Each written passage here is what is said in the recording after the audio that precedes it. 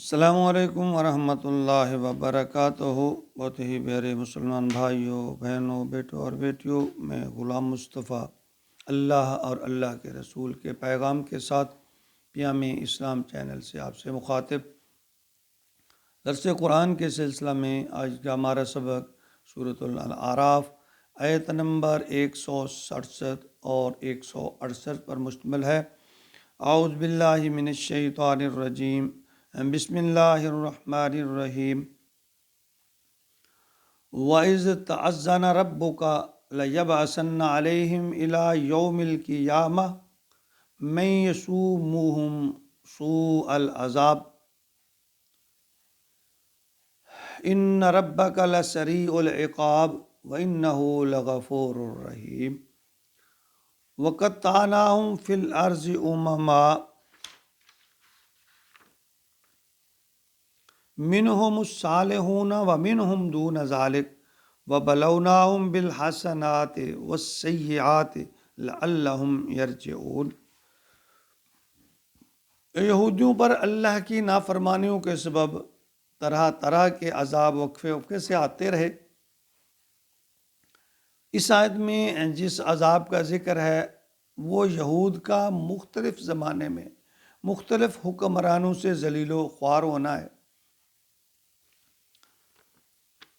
فرمایا وَإِذْ تَأَذَّنَ رَبُّكَ، اور یاد کرو جب آپ کے رب نے یہ اعلان کیا لَيَبْعَثَنَّ عَلَيْهِمْ، میں لازماً ان پر مسلط کروں گا، إِلَى يَوْمِ الْقِيَامَةِ، قیامت کے دن تک، مَن يَسُومُوهُمْ سُوءَ الْعَذَابِ، ایسے لوگوں کو جو ان پر بدترین عذاب مبتلا کرتے رہیں گے۔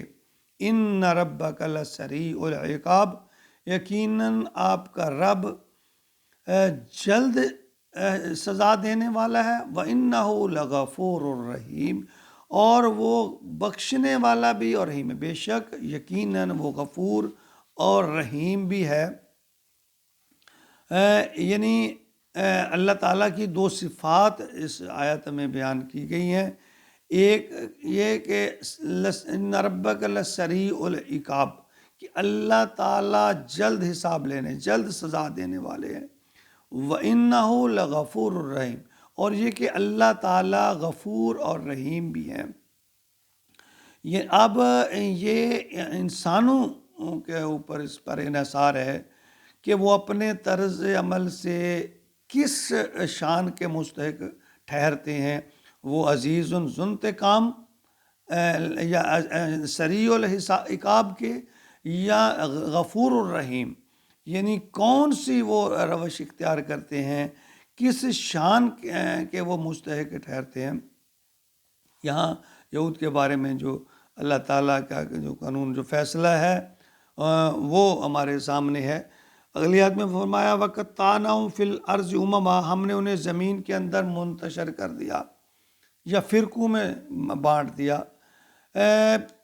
بنی اسرائیل جو ہیں نا، ان کا یہ دور 70ویں عیسوی میں اس وقت شروع ہوا جب رومن جنرل ٹائٹس نے یروشلم پر حملہ کر کے ان کے معبد ثانی کو طے کر دیا اور انہیں ملک بدر کر دیا۔ یہ لوگ مصر، ہندوستان، یورپ اور روس کے علاقوں میں جا کر بسے۔ پھر جب امریکہ دریافت ہوا تو یہودی خاندان وہاں جا کر آباد ہو گئے۔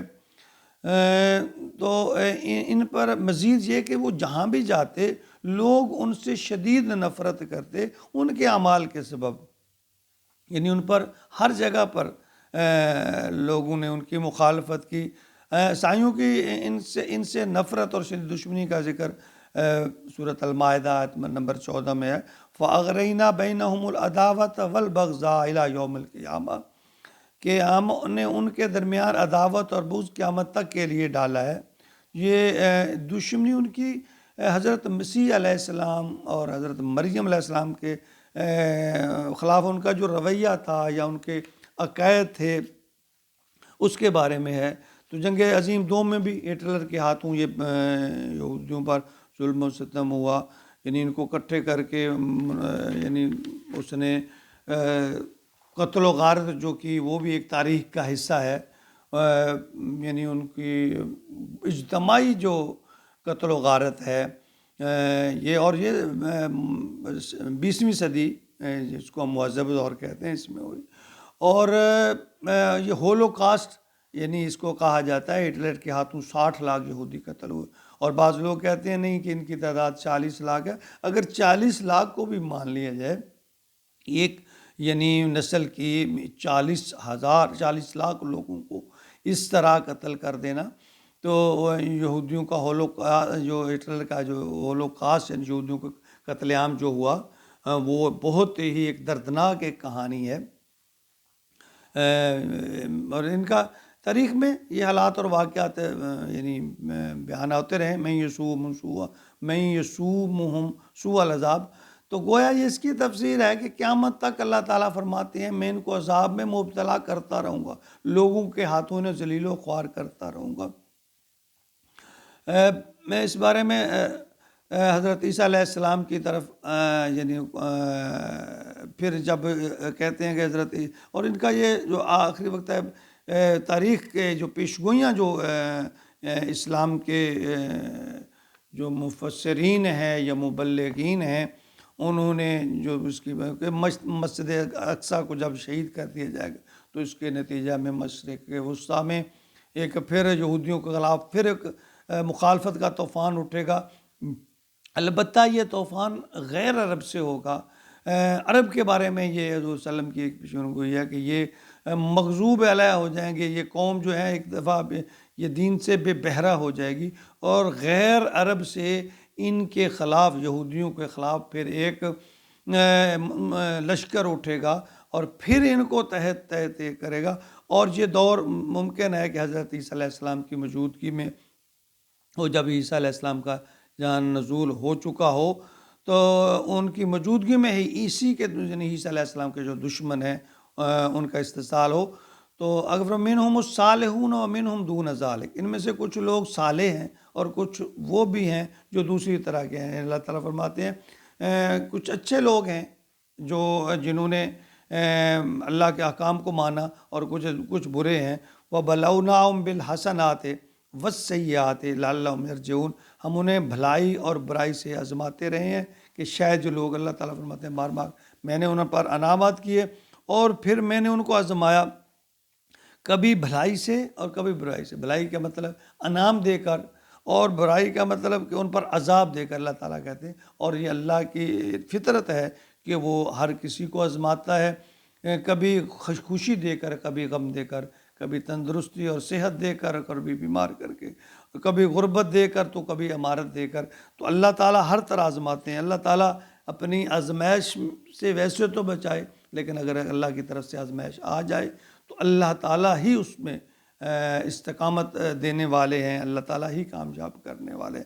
اللہ تعالیٰ ہم سب کو اپنی آزمائشوں سے بچائے، اگر آزمائش میں ڈالے تو ہماری مدد و معاونت اور نصرت فرمائے۔ ہمیشہ اللہ کے خوف سے ڈرتے رہیے، نہی عن المنکر اور امر بالمعروف پر عمل کرتے رہیے۔ یہ پرانی دوسری قوموں کے جو قصے قرآن پاک میں بیان کیے جاتے ہیں، یہ ہمارے لیے سبق ہے کہ ہم بھی اگر خدا نخواستہ اللہ کے حکموں کی نافرمانی کریں گے تو ہمیں بھی اسی طرح عذاب سے دوچار ہونا پڑے گا، اور اگر ہم اللہ کے حکم کی فرما برداری کریں گے، اس پر چلیں گے، تو اللہ تعالیٰ ہماری حفاظت فرمائیں گے۔ وما علینا الا البلاغ۔